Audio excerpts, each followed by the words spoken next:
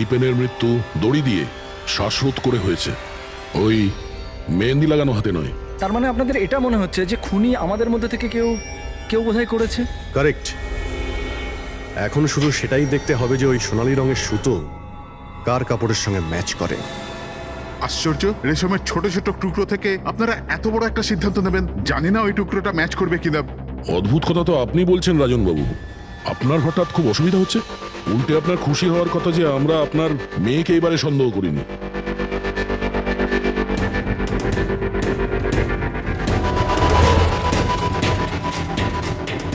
Sir, এই সোনালী সুতোটা রাজেনের পাঞ্জাবির সাথে ম্যাচ করে। স্যার এই দেখুন, সুতোটা এইখান থেকে ছিঁড়েছে।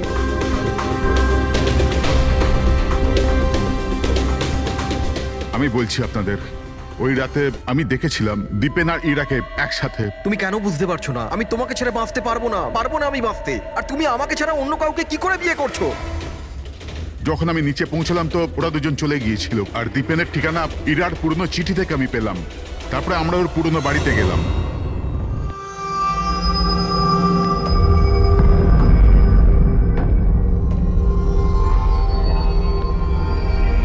এ কি, দীপেন এইখানে?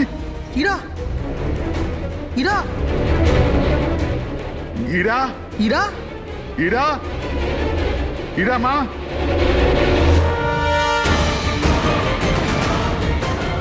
বাবা, এই দেখো, দীপেন ওর ফোনে ওর মৃত্যুর কারণ লিখেছে। কি লিখেছে এখানে? ইরা কে ছাড়া না আমার জীবনের কোনো মানে আছে না লক্ষ্য। এরা আমার যদি না হয় কারোর হবে না। বিদায়। ও যদি আমার না হয় তাহলে কারোরই হবে না। আচ্ছা, এমনটা নয় তো যে দীপেন মারা যাওয়ার আগে ইরাকে কোনো ক্ষতি করে দিয়েছে?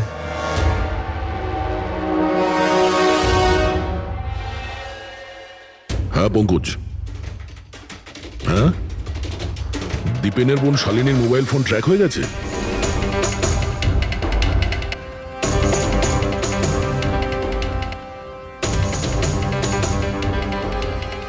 শালিনীর মোবাইল ফোনের নেটওয়ার্ক অনুযায়ী ও তো সকালেই এসে গেছে এখানে। হ্যাঁ, কিন্তু আমাদের ফোন তুলছে না কেন?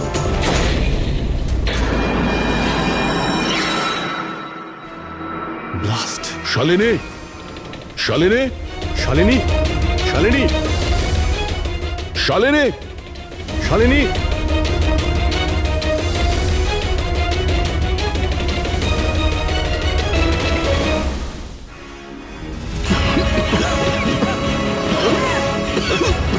শালিনী, শালিনী,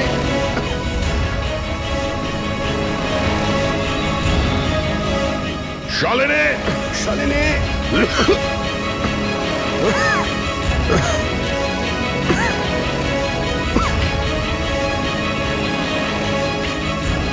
অভিজিৎ,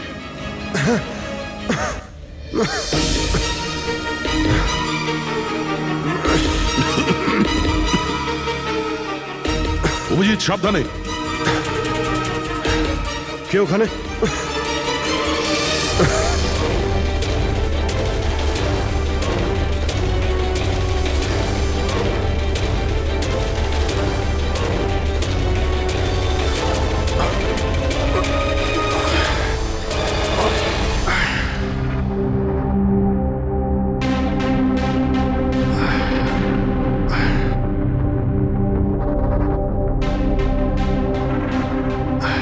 হ্যাঁ অভিজিৎ, দয়া, এবার চোখ ঠিক আছে? হ্যাঁ স্যার, ঠিক আছে। এটা তো ভালো হয়েছে স্যার আমরা ওই বিষাক্ত গ্যাসে বেশিক্ষণ থাকিনি। কিন্তু স্যার, শালিনী আর ইরার অবস্থা খুব একটা ভালো নয়। ডক্টর ওদের দেখছে। কোন বিষাক্ত গ্যাস ছিল ওখানে? স্যার সেটা তো জানি না, কিন্তু আমার মনে হচ্ছে টাইম স্মোক বোম ছিল ওখানে। এই দীপেন স্যার পুরো প্ল্যান করে রেখেছিল। আত্মহত্যার পরে ও ইরাকে ওর রাস্তা থেকে সরাতে চেয়েছিল। হ্যাঁ স্যার, ও তো সুইসাইড নোটে লিখেও ছিল যে ইরা যদি ওর না হয় কারোর হবে না। স্যার, হ্যাঁ ডক্টর, ইরা কেমন আছে? স্যার ও এখন আউট অফ ডেঞ্জার, কিন্তু ওর এখনো জ্ঞান ফেরেনি। আচ্ছা, আর Shalini? I am sorry sir, আমরা ওকে বাঁচাতে পারিনি।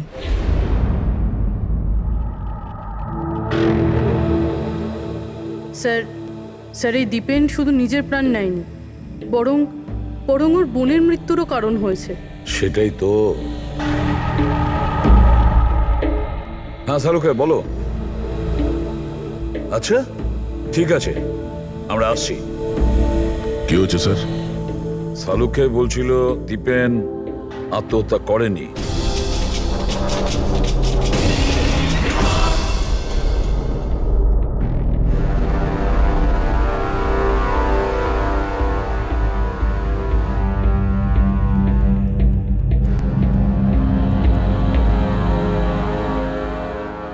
আরে বলে ফেলো না শালুকে, একবার ফাইনালি বলে দাও দীপেন আত্মহত্যা করেছে নাকি ওকে খুন করা হয়েছে। বস আমি জানি যে তোমরা খুবই বিরক্ত হচ্ছ, তোমাদের মনে হচ্ছে শালুকে কোনো কথাই বলছে না। কখনো বলছে ইরা দীপেনকে হত্যা করেছে, কখনো বলছে যে দীপেনের হত্যা ইরা করেইনি, কখনো বলছে দীপেন আত্মহত্যা করেছে, কখন বলছে দীপেন আত্মহত্যা করেনি। কিন্তু আমি কি করব ভাই, এই কেসটার সূত্র খুব অল্প অল্প করে আসছে। আরে স্যার, যে প্রমাণ পেয়েছেন সেটা নিয়ে কিছু বলুন না। দেখো বস, যখন কোনো মানুষকে ফাঁসির দড়িতে ঝোলানো হয় আর যখন দড়িটায় টান পড়ে তখন ওর শ্বাস বন্ধ হতে থাকে, আর তখন সে শ্বাস নেওয়ার জন্য ছটফট করে, তার ঘাড়টা নড়তে থাকে, আর ঘাড় নড়ার কারণে ফাঁসটা চেপে বসে, আর ওর ঘাড়ের ঠিক পেছন দিকে ওই ফাঁসির দড়ির গিঁটের চিহ্নটা দেখা যায়।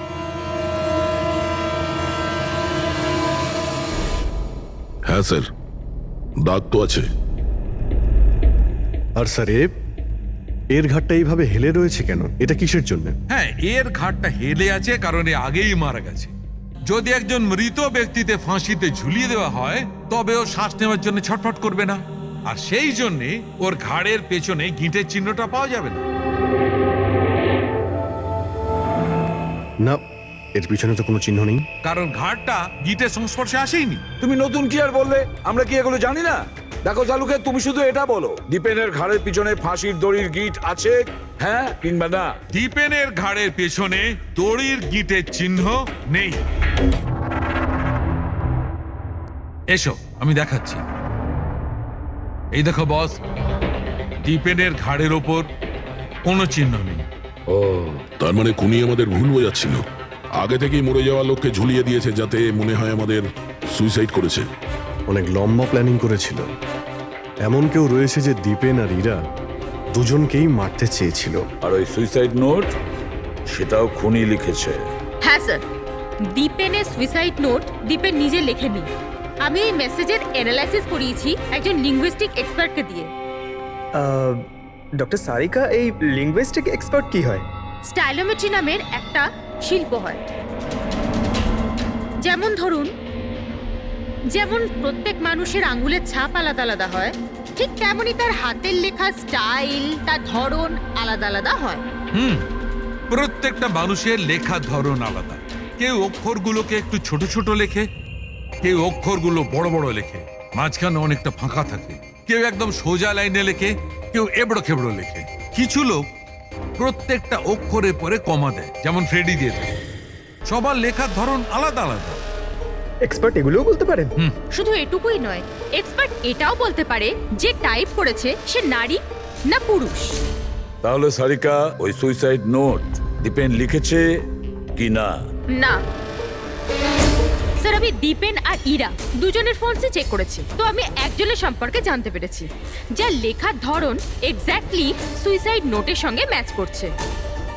এই যে সেই মেসেজ, এই মেসেজেও সুইসাইড নোটের মতো প্রত্যেকটা সেন্টেন্সের মাঝে 3টে ডট আছে। প্রত্যেকটা সেন্টেন্স শর্ট আর ক্রিস্প, আর প্রত্যেকটা মেসেজ হয় গুড বাই না হলে বিদায় লিখে শেষ করা হয়েছে। যেভাবে ওই সুইসাইড মেসেজে বিদায় লেখা হয়েছিল, এখানে গুড বাই লেখা হয়েছে। আচ্ছা, তার মানে হলো আমরা সেই খুনিকে খুঁজে পেয়েছি।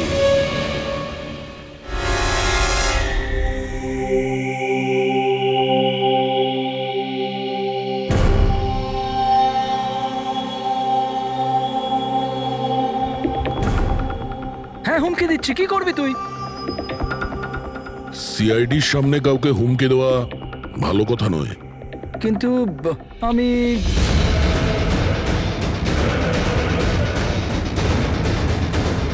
এই দাঁড়া, আরে আরে আরে ললিত বাবু কোথায় পালাচ্ছেন? এটা তো বলে যান যে দীপেনকে খুন করতে গেলেন কেন? এটা এটা আপনি কি বলছেন? আমি কাউকে মারিনি। আচ্ছা সত্যি কথা বলবি নাকি? বলবি নাকি মাথাটা ঠুকে দেবো নিচে? আমি মেরেছি। প্লিজ প্লিজ আমাকে নিচে নাও, আমাকে নিচে নাও। চল, এক তো তুই দীপেনকে খুন করেছিস, আর তার উপরে এটা দেখাতে চেয়েছিস যে ও সুইসাইড করেছে। হ্যাঁ, ইনফ্যাক্ট আমি ওর সুইসাইড নোটটা লিখেছিলাম, কিন্তু কিন্তু কি? কিন্তু এগুলো আমি আমার নিজের জন্য করিনি, অন্য কারোর বলাতে করেছিলাম। কার কথায়? ডাক্তারবাবু, আমার মেয়ের জ্ঞান কখন ফিরবে? ভয় পাওয়ার কিছু নেই, খুব তাড়াতাড়ি জ্ঞান ফিরে যাবে।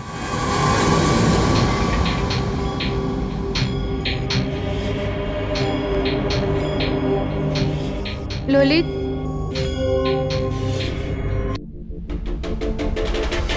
তোমার হাতে হাত করা কেন লাগানো আছে? আসামির হাতে হাত করা থাকবে না তো কি থাকবে বলুন তো? অপরাধী? হ্যাঁ, এই অপরাধী নিজের অপরাধ স্বীকার করেছে ললিত। দীপেনকে এই মেরেছে।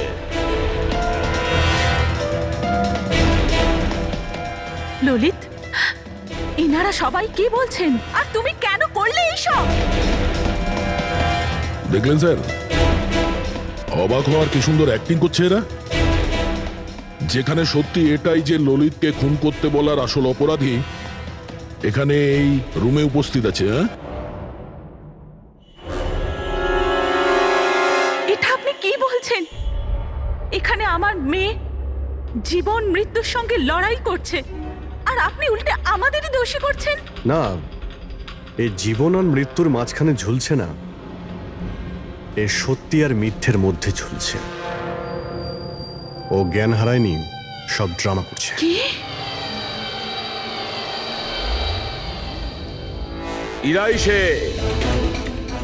ইরাই ললিতকে বলেছে দীপেনকে মেরে ফেলার জন্য। এই কি সব কথা বলছেন আপনারা?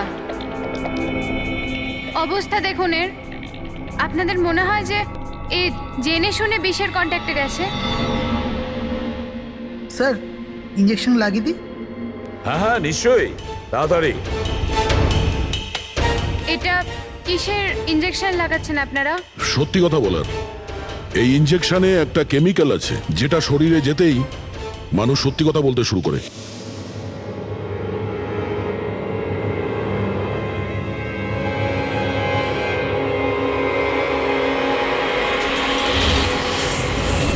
না, শুনুন। ইরা, ইরা, আরে রে কোথায় যাচ্ছ? দাঁড়াও। ইরা থামো, ইরা।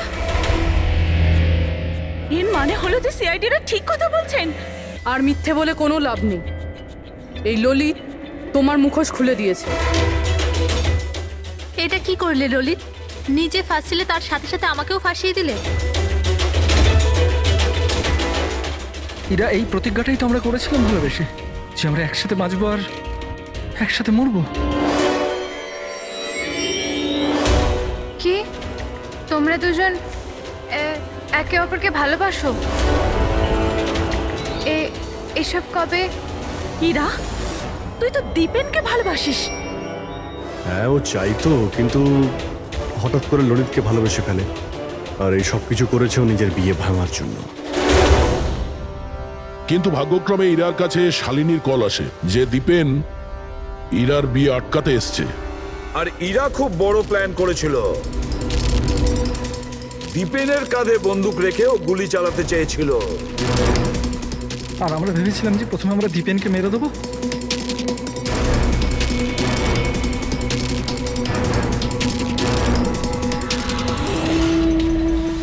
আর অনেক দূরে গিয়ে তোমরা ঘর বাঁধবে, কিন্তু ভুলে গিয়েছিলে তোমরা যে অন্যায়ের পথে কখনো সাফল্য আসে না। বুঝেছো? আমাদের প্ল্যান একদম ঠিকঠাক চলছিল, কিন্তু বাবা আর কার্তিক এসে আমাদের প্ল্যানে জল ঢেলে দিল।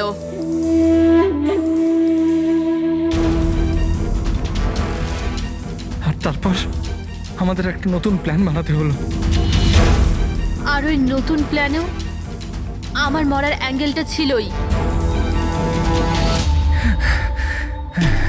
বোমের ব্যবস্থা হয়ে গেছে। তুমি বোম ঠিক করে চেক করেছো তো? হ্যাঁ হ্যাঁ, করে নিয়েছি। কিছুক্ষণের মধ্যে বোম ফেটে যাবে। আর লাশের বন্দোবস্ত করেছো? হ্যাঁ, অসুবিধা ছিল, কিন্তু কিছু টাকা দিয়ে ওই লাশটাও পেয়ে গেছি। ব্যাস, তাহলে হয়ে গেছে কাজ। আমি লাশকে আবার নিজের জামা কাপড় পরিয়ে দেবো, আর যখনই বোম ফাটবে তখন সবার মনে হবে যে দীপেনের সাথে সাথে আমিও মরে গেছি। আচ্ছা, আমি বোমটা চেক করেছি। ওকে,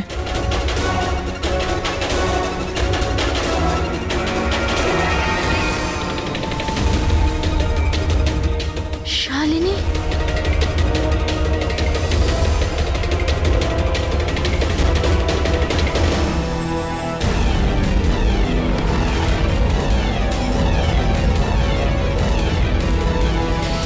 আর সেই কারণে তুমি শালিনীকে মেরে ফেলেছো। তো আর কি করতাম? সব দেখে নিয়েছিল, কোনো উপায় ছিল না। কিন্তু একটা কথা বোঝা গেল না, যে ওই বিষাক্ত গ্যাস ব্যবহার করেছিলে কেন? বিষাক্ত গ্যাস দিয়ে তো মুখ বদলে যাবে না ওই মর্গের মৃত লাশটার? হ্যাঁ, তাহলে তুমি এটা কি করে ভাবলে যে আমরা ওটাকে তোমার লাশ ভাববো? আমরা বিষাক্ত গ্যাস ব্যবহার করতে চাইনি, আমরা ওই বাড়িটাকে বোম দিয়ে ওড়াতে চেয়েছিলাম। কিন্তু এই ললিত ভুল করে কি বোম নিয়ে এসেছিল যেটা ফাটলই না, ফুস হয়ে গেল। আর এর আগে আমরা আরেকটা বোমের ব্যবস্থা করতাম, আপনাদের গাড়ি আসার আওয়াজ আমরা শুনতে পেলাম, তখন আমাদের প্ল্যানটা চেঞ্জ করতে হলো। আর ও আমাকে ওখানেই বেঁধে চলে গেল, যাতে সবার মনে হয় যে অপরাধ আমি করিনি, আমার সাথেই হয়েছে। আর তারপর আমি বাড়ির অন্য একটা দিকে গিয়ে লুকিয়ে পড়লাম, যেখানে কোনো গ্যাস ছিল না। আর তারপর আমি ওখান থেকে প্রাণ বাঁচিয়ে পালালাম। আমরা এটা চাইছিলাম যে আপনাদের যাতে মনে হয় এই সমস্ত কাজকর্ম দীপেন করেছে। ও নিজে তো আত্মহত্যা করে নিল, কিন্তু ইরাকে মারতে অসফল হয়েছিল। নিজেদের জীবনটাকে সুন্দর করবার জন্যে একটা নয়, দুটো নয়, তিনটে প্ল্যান করেছিলে তোমরা, আর দুটো নিরীহ লোকের প্রাণও নিয়েছো তোমরা। এবার জেলের গড়াদের পেছনে পৌঁছতে পৌঁছতে প্ল্যান তৈরি করো ফাঁসি থেকে নিষ্কৃতি পাওয়ার জন্য।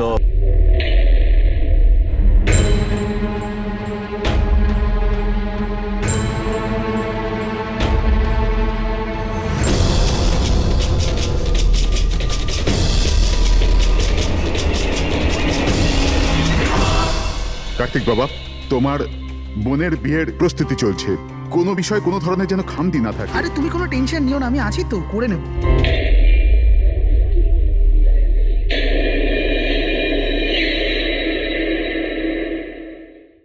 ওহো, বিয়ের বাড়ির ব্যাপার, মেহেন্দির অনুষ্ঠান। আরে দাদা, কি করছেন? তাড়াতাড়ি করুন, অতিথিরা তো এক্ষুনি চলে আসবে। আন্টি, তুমি কেন এত টেনশন নিচ্ছ? বিয়ের বাড়ির ব্যাপার, আর আমার মেয়ের বিয়ে, টেনশন তো হবেই, তাই না? আমি ওর বেস্ট ফ্রেন্ড হই না? আমি ওর ভালোভাবে খেয়াল রাখ। তুই তাড়াতাড়ি যা, ওর তোকে দরকার হতে পারে। আরে দাদা, ওটা ওখানে নয়, এখানে রাখুন। হ্যাঁ,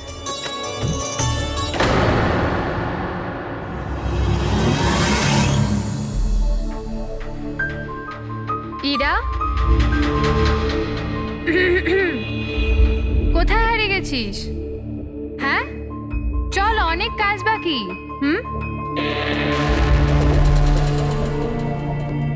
আমি এখনো বলছি যে দেরি বেশি হয়নি, চলো তাড়াতাড়ি যাই এখান থেকে। আরে আমাদের ছেলের ইরার থেকেও ভালো মেয়ে পাওয়া যাবে। আরে কি সেই একই কথা বলে যাচ্ছ? তোমার যদি জানা না থাকে জেনে ও বুঝে নাও, আমার ছেলে ইরাকে খুব ভালোবাসে এবং ওকেই বিয়ে করবে ঠিক করেছে। হ্যাঁ হ্যাঁ কার্তিক, এক্ষুনি আসছি আমি। অমৃতা, কি হয়েছে? তোর ভাই ফোন করেছে, কিছু কাজ আছে, এক্ষুনি আসছি। আর